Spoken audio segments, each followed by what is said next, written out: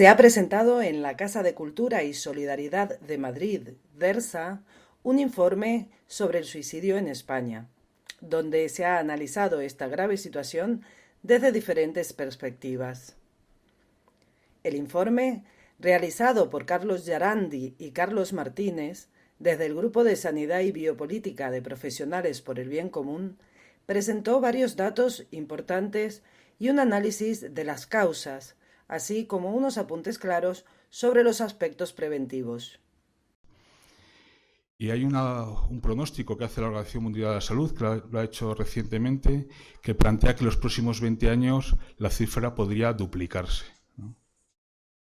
También hay que tener en cuenta que esta cifra solo habla de las personas que han tenido un suicidio consumado, pero por cada suicidio consumado, persona que consigue, entre comillas, suicidarse, hay 20 personas que lo intentan, ¿no?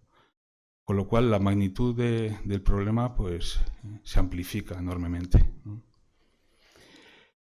En la Unión Europea pues, se registran cada año 58.000 muertes por suicidio, y actualmente se puede decir que el suicidio es la primera causa de muerte no natural, sobre todo en personas jóvenes, ¿no?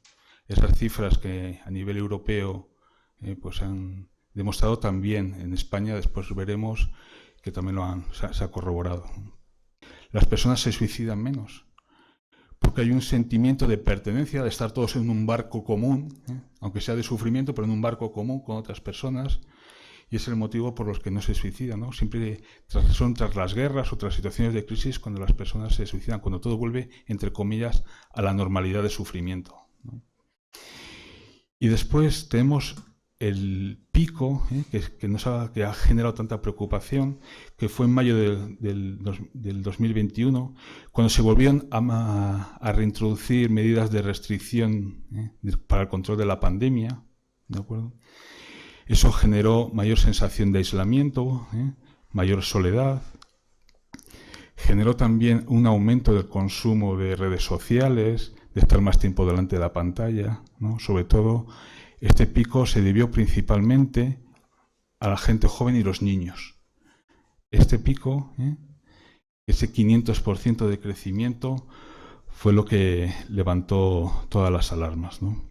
Por eso todavía estamos expectantes a las cifras del 2021, que prevemos que los suicidios consumados pues también habrán vuelto a crecer, ¿no?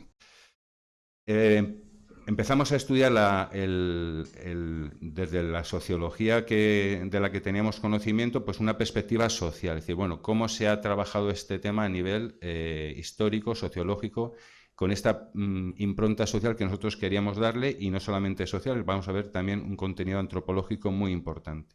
Y ahí nos basamos en uno de los padres de la sociología, Émile Durkheim, que fue el primero que de una manera sistemática intentó trabajar o estudiar el suicidio en la Europa de finales del siglo XIX y principios del siglo XX de una manera social. Es decir, bueno, esto no es un problema individual, no es un problema aislado, sino que realmente hay un montón de factores que pueden estar influyendo en que haya un porcentaje no pequeño de la población que quiera pues prescindir de lo más valioso que es la vida, ¿no?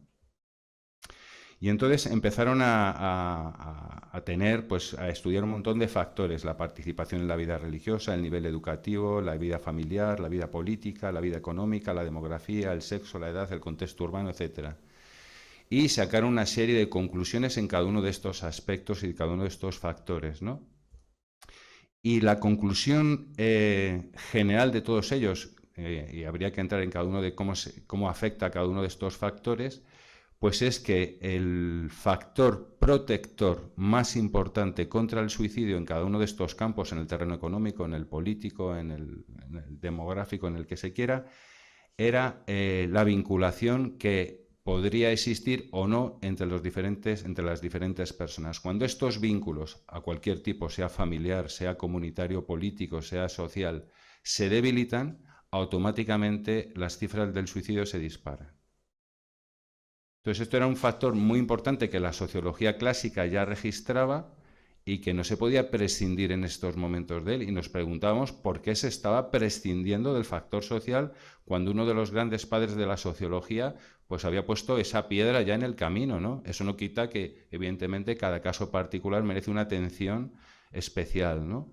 Pero no se puede prescindir de la dimensión social cuando ya hay estudios suficientemente sólidos y consolidados de la influencia de lo que son factores sociales en el crecimiento del suicidio. En España en concreto, Sánchez Barricarte, persona a la que conocemos personalmente, de la Universidad Carlos III, pues dirigió un estudio de los últimos 100 años en España, un poco intentando verificar las tesis de Durkheim, ¿no?